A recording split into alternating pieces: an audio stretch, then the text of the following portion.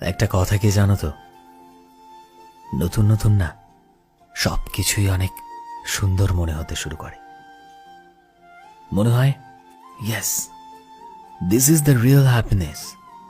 এটার জন্যই তো আমি কতই না অপেক্ষা করেছি, সেটা মানুষ হোক কিংবা কোনো জিনিস।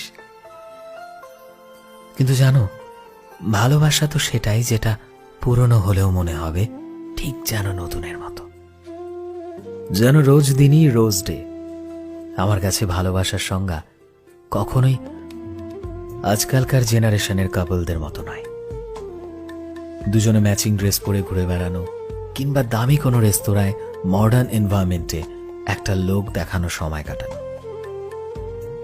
আমার কাছে ভালোবাসার মানে সেই কাপলগুলো যারা আজও একসাথে, বুড়ো বয়সেও ঝুলে পড়া চামড়া এবং মাথার সাদা চুল